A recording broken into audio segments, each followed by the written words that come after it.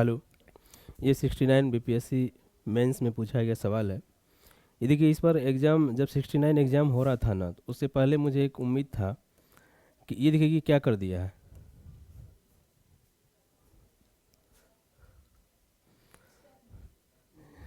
क्या कर दिया है ये। तो इन्होंने भाई 38 को ना क्या कर दिया है, 19 और प्लस 19 कर दिया है। दैट मीन्स कि ये बता रहा है कि इस क्वेश्चन में 2 क्वेश्चन है और आपको दोनों का बराबर में आंसर लिखना है। 19 मार्क्स इसके लिए, 19 मार्क्स इसके लिए। तो ये हम पहले भी दिखाए थे, आप लोग को भी दिखाए थे, ये 67 आर में भी पहले भी किया गया था। तो दूसरी बात क्या है ना कि मुझे लग रहा है कहीं ऐसा ना हो कि आने वाले टाइम में हो सकता है ऐसे 70 से या 71 उनमें ये 38 में कर दे कि देखो एक क्वेश्चन तो है तुम्हारा 15 नंबर का, एक हो गया 7 नंबर का, एक हो गया 10 नंबर का, ऐसे करके 3 क्वेश्चन ना बना दे कहीं। ठीक है, जैसे ऑप्शनल में होता है ना 5 का ABC, तो करते हैं कहीं ऐसा ना कर दे ये। नहीं नहीं, वो तो एक न, वो तो फर्स्ट में है ना। नहीं नहीं, 38 जो वो 1 और 5 दिया है, जैसे 1 और 5 दिया है ना, तो उसमें 8 8 7 करके दिया है, तो वो कंपलसरी किया है ना। अरे आप जो कह रहे हैं तो पहला और 5वां क्वेश्चन के साथ है ना ये। तो किस में, तो किस वाले में। हाँ हाँ, वो किया है। वो समझ रहे हैं, वो हम समझ गए जो आप कह रहे हैं। ऐसे आप देखिए ना, जैसे क्या करता है, आप डीआई को जाके देखें तो डीआई 6 7 10 कर देता है ना, अलग अलग कर देता है डीआई में। तो हम ये कह रहे हैं कि मे भी ऐसा हो सकता है कि जैसे सपोज कीजिए कि यहाँ पे 3 नंबर क्वेश्चन है, तो 3 में यहाँ पे 3 दे दे, ए में दे दे 10 नंबर का क्वेश्चन इसी में। हाँ, पार्ट वाइज कर दे, बी में कर दे 15 नंबर, या ये 15 नंबर, ये 10 नंबर और ये 13 नंबर, तो 15 10 35 38 हो गया। तो हम कह रहे कहीं ऐसा भी ना हो जाए। ठीक है, तो इसके लिए आप लोग तैयार रहेंगे, कभी भी हो सकता है। ये कोई भारी मेरे भाई 400 वर्ड लिखना पड़ेगा ना। 19 करेगा 201 में, 201 में लिखना पड़ेगा आपको। और 201 में इसके लिए कम से कम 4 साढ़े 4 पेज मिलता है, 38 पेज टोटल आता है। 8 के 800 का 32 4 36, तो 4.5 पेज माना जाता है। तो मान के चलिए आधा पेज आप ऊपर नीचे छोड़ दीजिए कि लिखे नहीं लिखे, कंटेंट याद आया नहीं आया, लेकिन कम से कम 4 पेज तो आपको लिखना पड़ेगा, ताकि एग्जामिनर को लेकर इस लड़का के पास नॉलेज। अब सपोज कीजिए कि आप 3 ही पेज लिख के चले आए, तो एक लगेगा ना कि इसके पास आगे पॉइंट नहीं होगा, कंटेंट नहीं था, तो थोड़ा सा नेगेटिव इमेज चले जाएगा एग्जामिनर के ऊपर। तो ऐसा ना हो, कोशिश करें कि 4 पेज आप लिखें। और जब कंटेंट याद ही नहीं आ रहा तब तो कोई बात ही नहीं है। हाँ, तब तो स्किप करना ही करना है, लेकिन अपने तरफ से कोशिश करें। और अगर उसमें भी कुछ नहीं याद आ रहा है तो क्या करें ना, फिर हम लास्ट में डायग्राम वग्राम बना के पेज भर दें यार, क्या करें। ये ना लगे कि पेज खाली जा रहा है, मतलब एग्जामिनर को ये संकेत आप ना दें कि यार हमें मतलब कंटेंट पता नहीं था। वो तो कंटेंट हमें पता है यार, लेकिन आप मेरे पास पेज ही इतना था, इसी वजह से हमने ऐसा कर दिया। तो इसको एक बार देख देते हैं आपको। ये जैसे ये क्वेश्चन पेपर 2 बी वाला, इसमें बताइए 2 क्वेश्चन कहाँ से कहाँ पे आता है। इसमें 2 क्वेश्चन लिखा ना 19 का, तो पहला क्वेश्चन कौन सा है, दूसरा क्वेश्चन कौन सा है। नहीं नहीं, हम ये नोट डाउन कि इस पे तो हम लोग डिस्कशन करेंगे ना भी, लेकिन बी वाले के बार आप लोग पूछ ले रहे हैं कि इसमें 2 क्वेश्चन कौन सा है। वो तो 38 का 38 दे दिया है ना, तो ए में जो है, सॉरी बी में जो है 19 तो इसमें पहला क्वेश्चन कौन सा है, दूसरा क्वेश्चन कौन सा है, 19 नंबर का कौन सा है, फिर 19 नंबर का कौन सा है। हम ये सवाल है मेरा। हाँ, क्वेश्चन बताइए ना।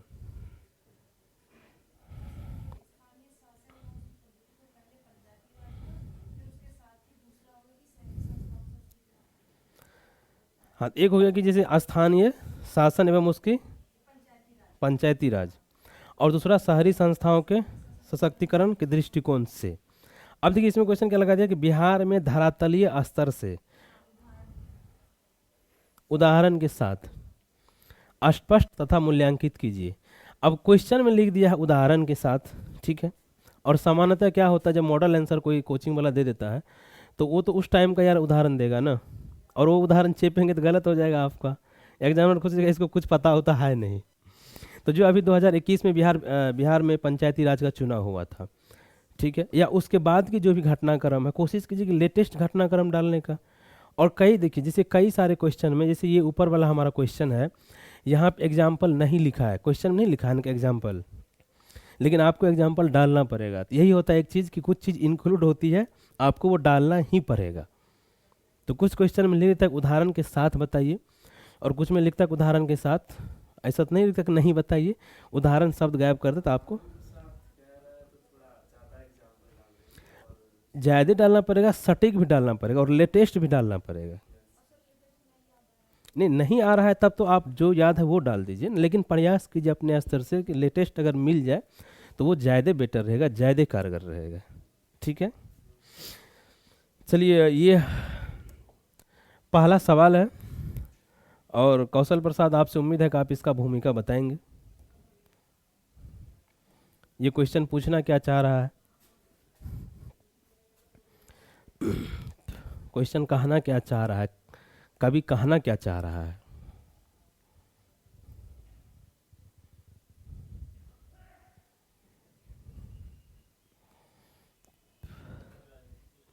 नहीं वो तो बात सही है, उतना तो हमें भी समझ में आ रहा है।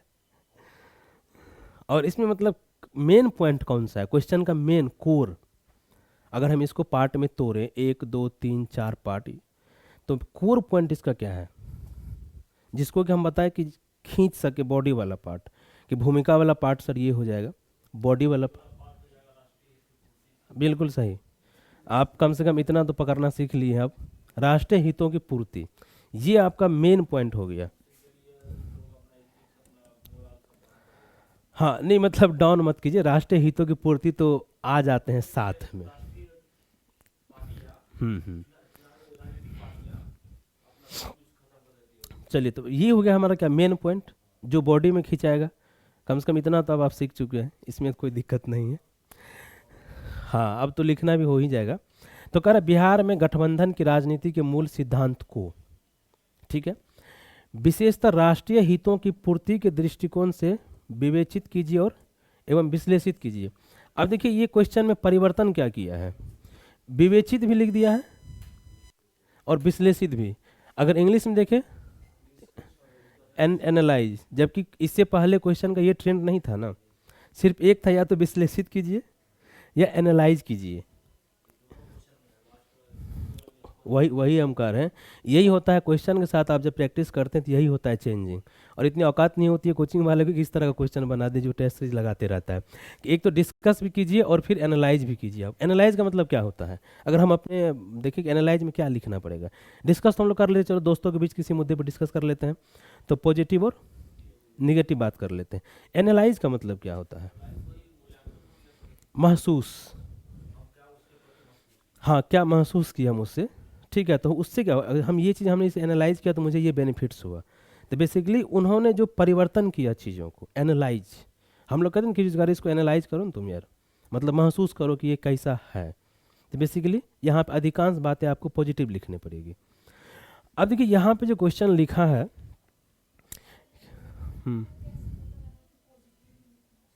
नहीं ये शब्द पे जो आप ये शब्द कह रहा है कि एनालाइज, किसी चीज़ को अगर हम एनालाइज करते हैं तो उसके अधिकांश पॉजिटिव चीज़ों को हम देखते हैं। जैसे अगर इसी क्वेश्चन में होता है आलोचनात्मक विश्लेषण कीजिए, क्रिटिकली एनालाइज, ठीक है, तब आप वहाँ पे लिखते कि 60-70% आपको निगेटिव बातों पर फोकस करना पड़ता।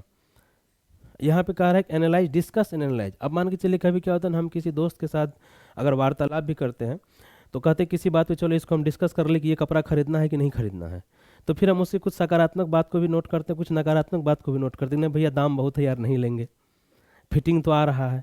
तो फिटिंग आ रहा है मतलब क्या हुआ, सकारात्मक, और दाम बहुत अधिक है मतलब नकारात्मक। हाँ तो ये इससे हम तय करते हैं। तो क्वेश्चन देखिए कह रहा है कि बिहार में गठबंधन की राजनीति के मूल सिद्धांत को, ठीक है, विशेषतः राष्ट्रीय हितों की पूर्ति के दृष्टिकोण से। तो ये नहीं लग रहा है कि आपको पूरा करंट का सवाल है। बिहार में जो बीजेपी को अलग करके नीतीश कुमार ने 7 पार्टियों का पहले महागठबंधन बनाया। उन्होंने कहा ना कि उनका नारा था ना कि हम 7 साथ हैं, सुना आप लोगों ने। एक समय मांझी भी उनके साथ था, उपेंद्र कुशवाहा साहब उसके साथ था। तो वही कह रहे हैं ना कि बिहार में गठबंधन की राजनीति के मूल सिद्धांत, मतलब बिहार की जो गठबंधन की राजनीति है ना, उसका जो मूल सिद्धांत है वो राष्ट्रीय हितों की पूर्ति के लिए सही है या गलत है। ठीक है, उसी का आधार पर इंडिया गठबंधन बना है, उसी का आधार पर बना है ना। तो एक तरफ मतलब विपक्ष और एक तरफ पूरा का पूरा। हाँ, अगर हम बीजेपी बिहार के संदर्भ में ले, केंद्र के संदर्भ में तो बीजेपी सत्ता में आ जाएगा, लेकिन बिहार में बीजेपी विपक्ष में है। तो एक तरफ विपक्ष, एक तरफ पूरा का पूरा सत्ता, जितनी पॉलिटिकल पार्टियां हैं। तो ये कह रहा है कि, तो क्वेश्चन समझ गए, क्वेश्चन कहना क्या चाह रहा है। तो यहाँ पे पूरा का पूरा एग्जाम्पल आपको करंट से भी लेना पड़ेगा और कुछ प्रीवियस ईयर से ले लेना पड़ेगा, जैसे पिछले सालों जो घटना घटी है। आपने अपने आंसर में बहुत सारा गलत फैक्ट लिखा था, नहीं लिखना चाहिए था। अब देखिए, जैसे कहा जाता है कि वर्तमान समय में जो भारत में या केंद्र में सरकार है, वो गठबंधन की सरकार है या अकेले की सरकार है। कह सकते नहीं, गठबंधन की सरकार है, गठबंधन की सरकार है, परंतु एक पार्टी को बहुमत प्राप्त है, ऐसे आप लिख सकते हैं। लेकिन वास्तव में सरकार गठबंधन की है। हाँ, क्योंकि पशुपति पारस मंत्री है, मंत्री है वो। हाँ, अनुप्रिया पटेल मंत्री है शायद, वो भी। रामदास अठावले बीजेपी का नहीं है, वो मिनिस्टर है वो सब।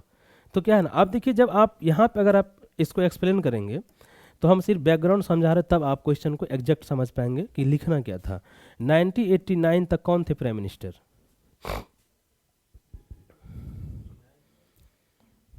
राजीव गांधी। राजीव गांधी थे ना, ठीक है, राजीव जी प्राइम मिनिस्टर थे। इसके बाद उनकी हत्या हो जाती है और नरसिम्हा राव जी आते हैं, जिसको हम लोग नरसिम्हा राव, मनमोहन राव मॉडल कहते हैं ना। 1991 से जब हमारा लिबरलाइजेशन शुरू होता है तो वो भी एक कहा जाता है कि एक तरीका से अल्पमत की सरकार चल रही थी, गठबंधन की सरकार शुरू हुई थी। तो आप देखिए, जब 1991 से गठबंधन की सरकार, हम एक राउंड फिगर में 90 मान लेते हैं, ठीक है, जब शुरू हुई, तो इसके बाद 2024 तक गठबंधन की ही सरकार चल रही है। इसके बाद अटल जी आते हैं, अटल जी पूरा गठबंधन चलाए थे। मनमोहन सिंह आते हैं, वो पूरा गठबंधन चलाए थे। मोदी जी हैं, गठबंधन सरकार चला रहे। तो गठबंधन सरकार केंद्र और राज्य की एक सच्चाई बन चुकी है।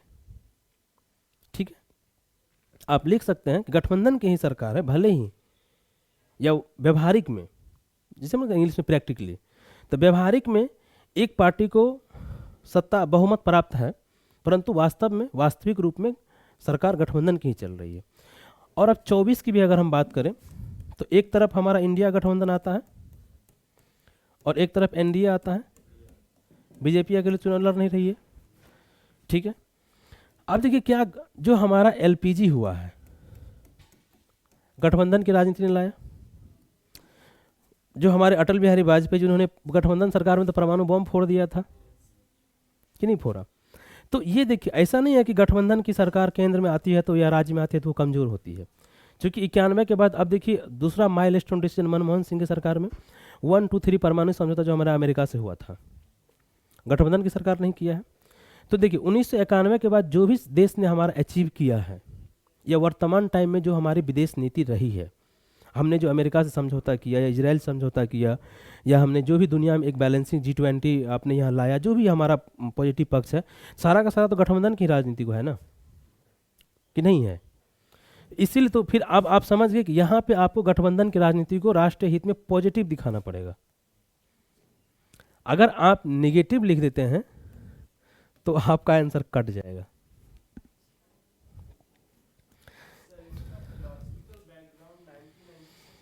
नहीं, एग्जाम्पल सिर्फ देना है आपको, फिलोसफिकल बैकग्राउंड वहाँ से स्टार्ट नहीं करेंगे। सिर्फ यहाँ लिखेंगे कि गठबंधन की सरकार ने राष्ट्रीय हितों के मुद्दे पर कई ऐसे ऐतिहासिक कदम उठाए हैं, ऐतिहासिक काम किए हैं। और पॉलिटिकल पार्टियों का ऐसा मानना है, कई पॉलिटिकल पार्टी के मुंह से आप सुने होंगे, पक्ष या विपक्ष, कि जब देश हित का मुद्दा हुआ तो हम सब एक हैं, ऐसा वो कहता है। तो आप ऐसा कहेंगे कि चाहे वो सत्ता पक्ष हो, विपक्ष हो, राष्ट्रीय पार्टी हो, क्षेत्रीय पार्टी हो, उनका ऐसा अधिकांश समय पे वक्तव्य आते रहता है कि अगर राष्ट्रीय हित का मुद्दा होगा तो वहाँ हम सब एक हैं।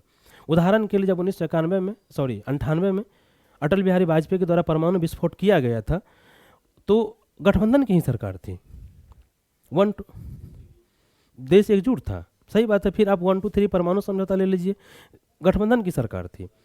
हाँ, भारत सरकार ने पाकिस्तान पे एयर स्ट्राइक किया, सर्जिकल एयर स्ट्राइक किया, गठबंधन की सरकार। This is the milestone decision of Indian government.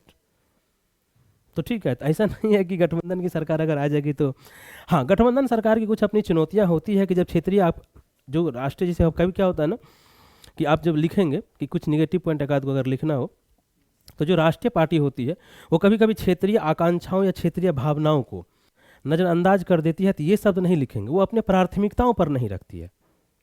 ये शब्द आता है प्राथमिकताओं पर नहीं रखती है। तो क्षेत्रीय पार्टियां चाहती है, क्या होता है कि बुंदेलखंड का चाह रहा है, बिहार का नीतीश जी चाह रहे हैं कि हमें विशेष राज्य का दर्जा दिया जाए। अब केंद्र में सपोज की मान के चलिए कांग्रेस में या गठबंधन इंडिया गठबंधन की सरकार बन जाती है, तो कांग्रेस चाहेगी कि हम नहीं दें और नीतीश जी चाहेंगे कि हम लें। तो ये क्या होता है, कई बार राष्ट्रीय पार्टी क्या करती है, राष्ट्रीय पार्टियां जो होती है वो क्षेत्रीय मुद्दों को या क्षेत्रीय भावनाओं को प्राथमिकता पर नहीं रखती है।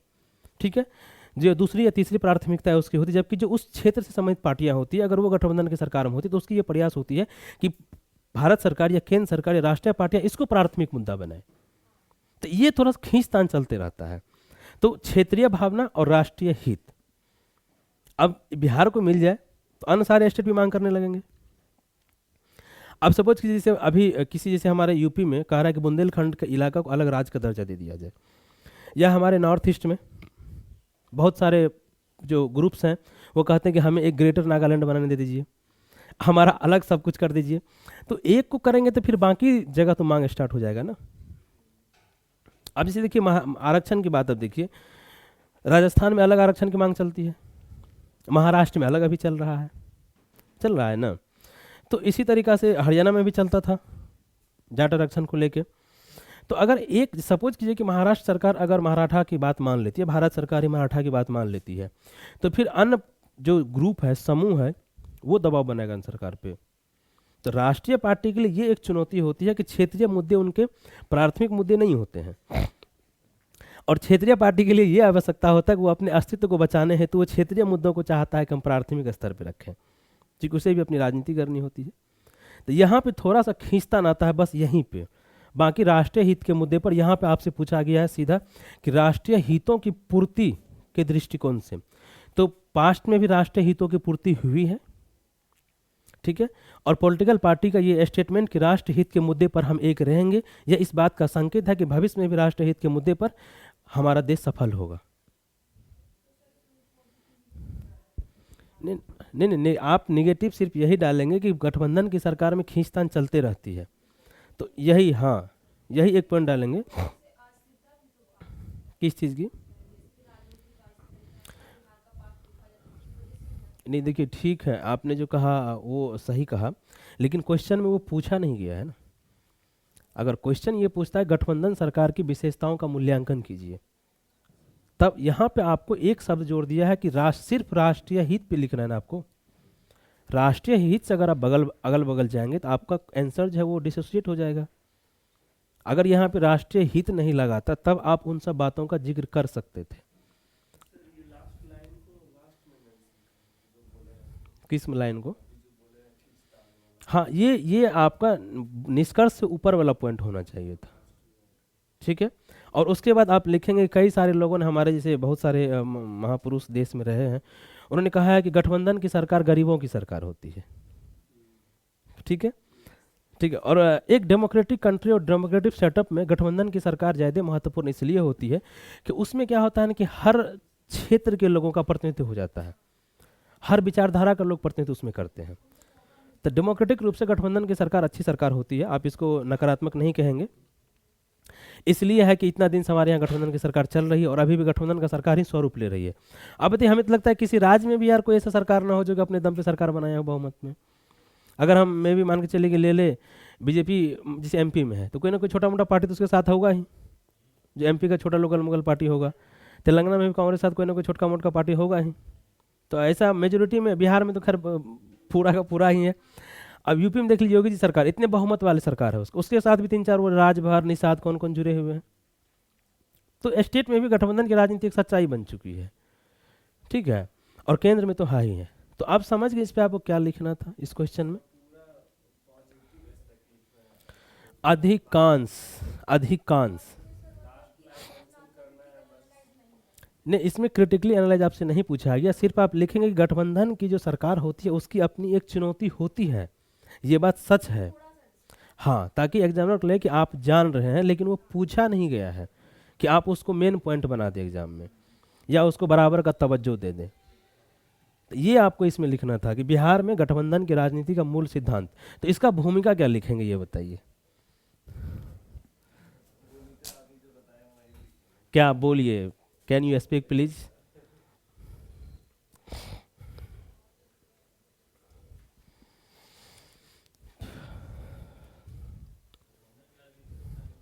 बोलिए बोलिए, 2 3 4 लाइन बोलिए।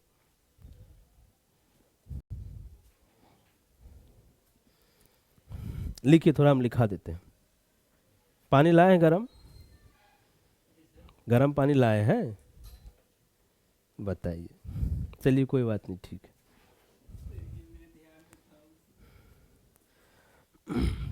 लिखिए, कॉपी कलम निकालिए जल्दी से।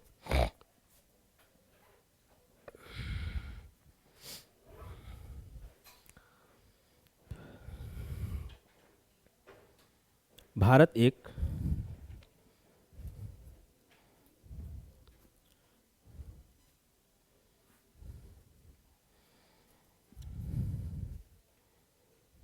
बहुदलीय राजनीतिक व्यवस्था वाला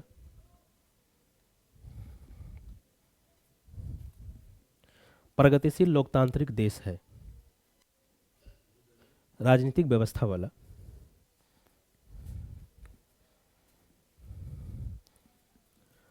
बहुदलीय राजनीतिक व्यवस्था वाला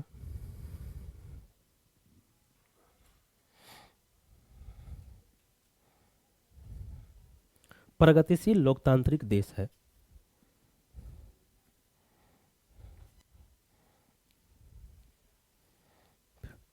जिसमें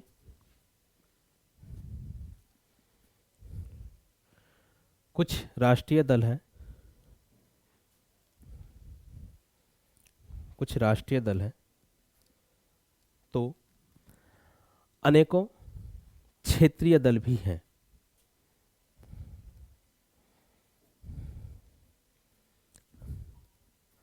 अनेकों क्षेत्रीय दल भी हैं।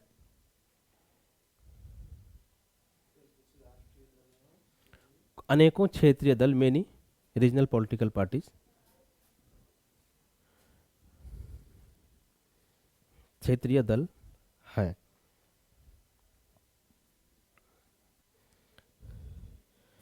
समय अनुकूल परिस्थितियों में, समय अनुकूल परिस्थितियों में,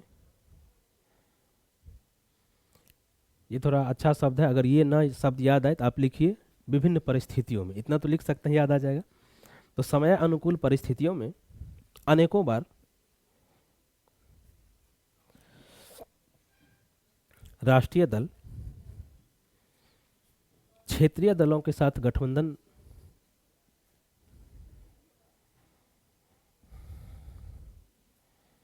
अनेकों बार राष्ट्रीय दल क्षेत्रीय दलों के साथ गठबंधन करके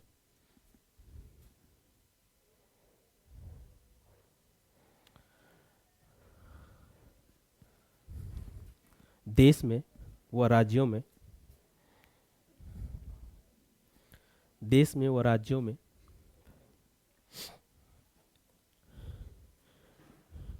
अपनी सरकार बनाने में सफल हुए हैं।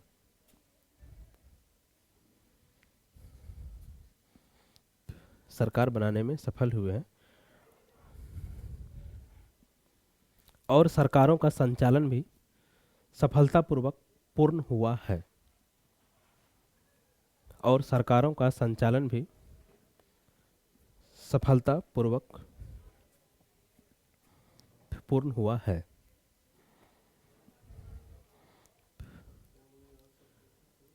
सरकारों का संचालन भी सफलतापूर्वक पूर्ण हुआ है।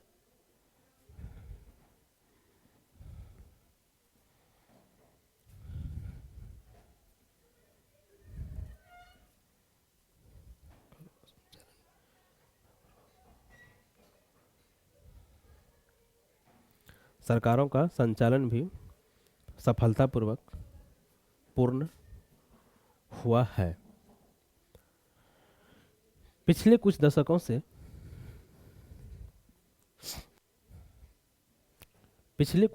से भारतीय राजनीति का विश्लेषण किया जाए तो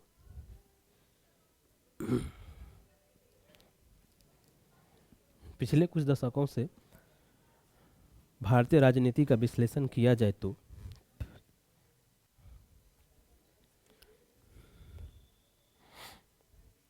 गठबंधन की राजनीति भारतीय लोकतंत्र की सच्चाई बन चुकी है। गठबंधन की राजनीति भारतीय लोकतंत्र की सच्चाई बन चुकी है।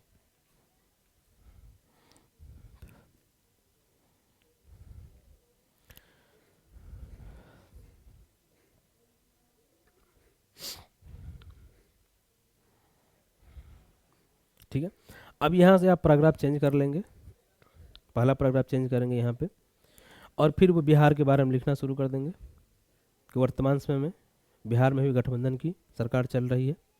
ठीक है, और फिर अब लिखेंगे तो ये हो गया, और राष्ट्रीय हितों की पूर्ति के दृष्टिकोण से आपने एक सब हेडिंग बनाया। इतना लिखने के बाद आपने एक सब हेडिंग बनाया कि राष्ट्रीय हितों की पूर्ति के दृष्टिकोण से, और उसको अंडरलाइन कर दिया, और फिर आप लिखना शुरू कर दी कि राष्ट्रीय गठबंधन की सरकार ने राष्ट्रीय हितों की पूर्ति कैसे कैसे किया है। ठीक है, तो ये आपका भूमिका। अब आगे आप लोग लिख लेंगे, उम्मीद है कि आप आगे लिख लेंगे कि जो हमने अभी एग्जाम्पल बताया उसको आप डालते डालते डालते लगभग 5 6 7 पॉइंट हमने बताया आपको। हाँ कौन सा? नहीं, इंट्रो में एग्जाम्पल क्यों डालेंगे ये बताइए। इसमें जैसे हम वहाँ लिखे ना कि जैसे क्षेत्रीय पार्टी और राष्ट्रीय पार्टी, तो आप चाहे तो वहाँ नाम लिख सकते हैं एक दो का, क्षेत्र राष्ट्रीय पार्टी 2 3 ये है, और क्षेत्रीय पार्टी जैसे बिहार के संदर्भ में आंसर लिख रहे हैं तो बिहार में भी तो 25 को क्षेत्रीय पार्टी होगा कम से कम, 2 3 का नाम लिख दीजिए कि जदयू है, आरजेडी है, मांझी भाई है, वीआईपी साहब हैं।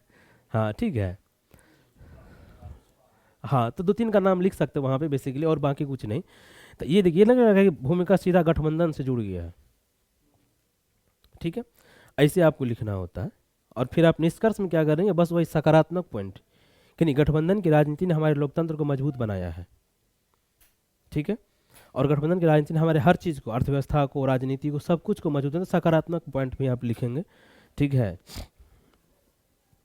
तो समझ गए इसका आंसर।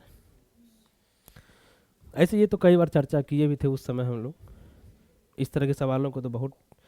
2 सवाल लिखिए जो हम लोग अभी तो ऑनलाइन वालों भाई ये क्वेश्चन का आंसर था। आप एक और क्वेश्चन लिखिए जो हम लोग आज मानसून पे डिस्कस करने जा रहे हैं, कि बेसिकली आज का हमारा टॉपिक जो होगा वो मानसून का होगा। ठीक है, तो मानसून से आप इस सवाल को लिख लीजिए। पहला सवाल है, भारतीय मानसून तंत्र की क्रियाविधि एवं विशेषताओं का विश्लेषण कीजिए। ये सवाल है।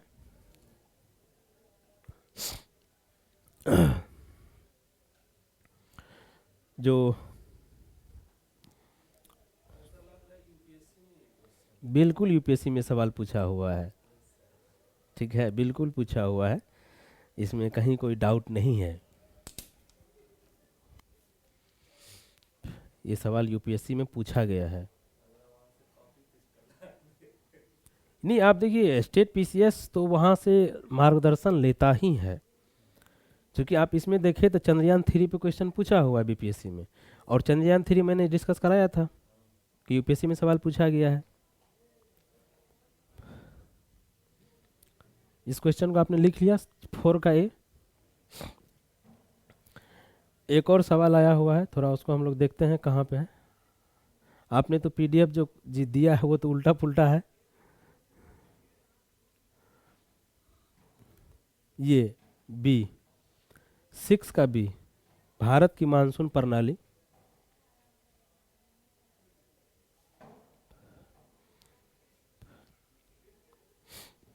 भारत की मानसून प्रणाली, इसके स्वभाव, प्रकार, कितने शब्द लिखे हैं यार इसमें।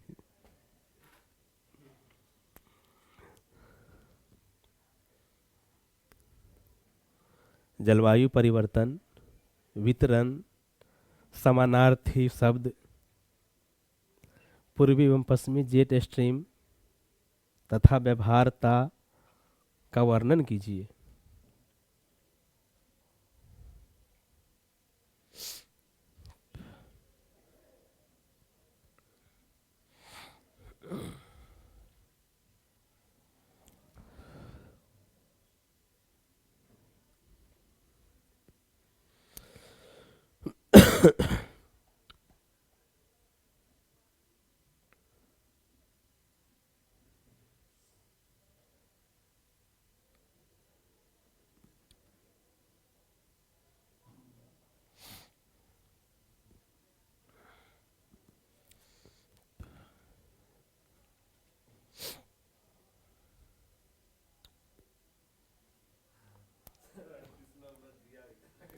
हाँ, नहीं नहीं, बिल्कुल 38 नंबर दिया हुआ है, इसमें कोई डाउट नहीं है। लेकिन आप इसमें देखें कि हमें लगता है कि मानसून प्रणाली, इसके स्वभाव 1, प्रकार 2, जलवायु परिवर्तन 3, वितरण 4, समानार्थी 5, पूर्वी और पश्चिमी जेट स्ट्रीम 6 और व्यवहारता 7। 7 शब्द तो यही दे दिया है, मतलब 7 पॉइंट। अगर आप 3 3 4 4 लाइन भी लिखेंगे, 30 लाइन तो आप यूं ही चले जाएंगे, 3 पेज तो कंप्लीट हो गया आपका। और थोड़ा सा भूमिका निष्कर्ष लगा देंगे तो आंसर कंप्लीट हो जाएगा।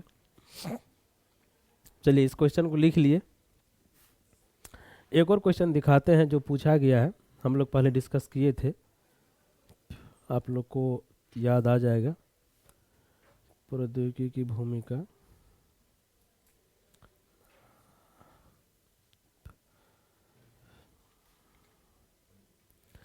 एक क्वेश्चन जो सबसे अच्छा लगा हमको इस पूरे बीपीएससी में, कोई भी कोचिंग वाला नहीं सोच सकता इतना, ये तो हमारा दावा है। भारतीय संविधान की संशोधन प्रक्रिया का आलोचनात्मक वर्णन कीजिए। हाँ, नहीं हम लोग तो क्लास में किए थे, बिल्कुल किए थे, लेकिन हम ये बता रहे हैं कि यही कर रहे हैं, क्वेश्चन के नेचर बहुत चेंज हो रहा है भाई। आप शॉर्टकट से काम आपका नहीं चलेगा। आपको हर कोचिंग वाला बता देगा कि संशोधन की ये प्रक्रिया है, और ये यहाँ पूछ लिया आपसे आलोचनात्मक, इसलिए कहता है कि कभी कभी पूरा का पूरा नोट्स धारा का धारा रह जाता है। हाँ बिल्कुल कर चुके थे। फिर ये देखिए, ये जो क्वेश्चन एक था, एआई वाला क्वेश्चन पूछा है ना इसमें? नहीं नहीं, इसी में है। हाँ हाँ, पहला क्वेश्चन, भारत संविधान से मूल राज्य सिद्धांत का आलोचनात्मक कीजिए। अब देखिए ये क्वेश्चन नेहरू जी के ऑप्शनल में पूछा था, ये क्वेश्चन है, यही क्वेश्चन है ना आपका? इनका क्वेश्चन था ऑप्शनल में कल, कि मूल ढांचे के सिद्धांत ने सुप्रीम कोर्ट के जुडिशियल रिव्यू को विस्तार कर दिया है। बिल्कुल सही है, वहाँ पक्ष विपक्ष दोनों लिखना पड़ेगा आपको। जिससे जुडिशियल एक्टिविज्म बढ़ गया है, तो जो कार्यपालिका विधायिका न्यायपालिका के बीच एक शक्ति का डिस्ट्रीब्यूशन था, एक रेखा था विभाजित, वो धुंधला सा पड़ गया है कि लोग को पता ही नहीं चलता है कि हम किस काम के लिए सुप्रीम कोर्ट जाए, किस काम के लिए हम सरकार के पास जाए, किस काम के लिए विधायिका के पास जाए। हर काम के लिए पीआईएल दाखिल हो जाता है। ठीक है, अब राम मंदिर के को 22 तारीख को प्राण प्रतिष्ठा रुकवाने के लिए भी पीआईएल आया था। और इलाहाबाद हाईकोर्ट फिलहाल उसको खारिज कर दिया, बोला रुकवाएंगे तो नहीं, लेकिन शायद सुनवाई का डेट दे दिया है। ठीक है, अब पता नहीं क्या, मुझे एग्जैक्ट, लेकिन ये हम देखे थे हेडलाइन कहीं पे, कोई व्यक्ति ही डाला है शायद कि 22 जनवरी को प्राण प्रतिष्ठा को रोका जाए। ठीक है, क्या कह सकते हैं अब।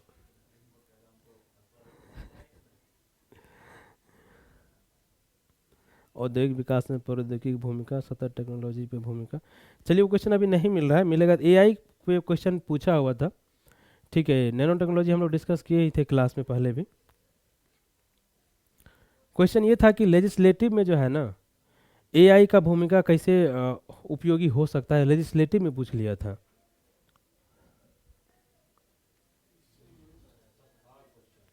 हाँ एक बार खोजिए, अगर मिल जाए तो।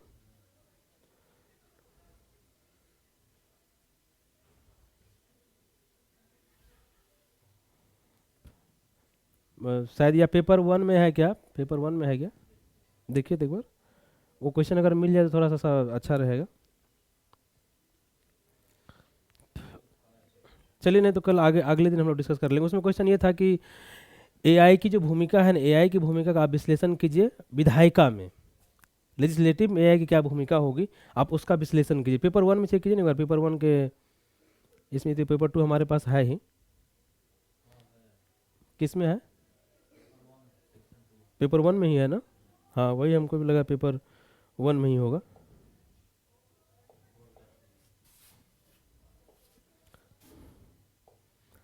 पेपर 169, हाँ ठीक है।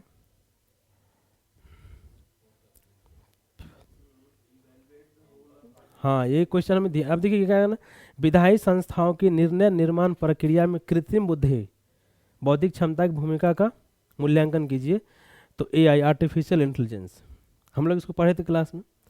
तो यूपीएससी क्या पूछा था, हेल्थ सेक्टर में पूछा था ना, और हम बोले थे कि ये क्वेश्चन आ सकता है। अब बताइए इसमें अगर कोई कुछ ना भी जान रहा हो, अगर वो ठीक से डिस्कशन डिबेट करके पढ़ा होगा, तो एआई कम से कम ये तो करेगा ना यार कि जो विधायी संस्थाओं के पास जो इतना डाटा होता है, एआई क्या करेगा, डाटा को प्रोसेस करके एक जगह ले तो ला देगा। ये तक उसकी भूमिका हो सकती है कि नहीं हो सकती है। फिर उसके बाद देखिए जो अभी चिट्ठी पत्री पहुंचाया जाता है, वो होता है ना झुक झुक के पहुंचाते रहता है, एक बार कमांड दे दिया सबके स्क्रीन पर आंसर चले जाएगा एआई खुद ब खुद।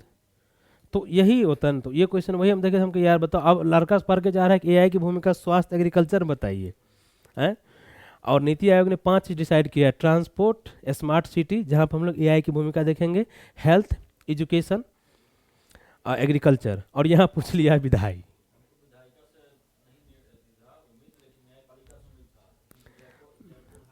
नहीं नहीं, देखिए आप यही होता है ना कि जिसे क्या कहता है, कहा जाता है कि देखो ये करंट में रहा है, अरे भाई वो रहा है, सब जान रहा है, उस वहां था, पूछ यहाँ लिया है, रिलेट करना पड़ेगा आपको चीज़ों को, ठीक है। यही जो रटे रटाए चीज़ों पे काम नहीं चलेगा। और हाँ, और यहाँ पे आप फुल्ली प्रैक्टिकल आंसर ही आपको लिखना पड़ेगा, यहाँ पे कोई थ्योरी तो काम नहीं करेगा, फुल प्रैक्टिकल आंसर। तो वही हम देखें, हम कि चलो भाई क्या क्वेश्चन इसका हम लोग डिस्कस किए थे, यही हर चीज़ एग्रीकल्चर में, यहाँ इस न्यायपालिका में, तो कम से कम ये तो होगा ना कि डाटा प्रोसेसिंग तो ये अच्छा से करेगा, जो ह्यूमन के द्वारा भी होता है। आंसर जो अभी दिया जाता है तारांकित अतारांकित प्रश्नों का, एआई कमांड दे देगा उसको, तुरंत आंसर मिल जाएगा। इस तरीका 8 ही नंबर का था, 2 पॉइंट को हम एक्सप्लेन करेंगे तो 1 पेज पूरा जाएगा, ठीक है। चलिए धन्यवाद ऑनलाइन वालों, फिर मिलते हैं किसी अगले वीडियो में यार। पूरा क्लास तो फ्री हम बता नहीं सकते हैं क्योंकि हम फ्री वाले टीचर हैं नहीं। धन्यवाद आपको।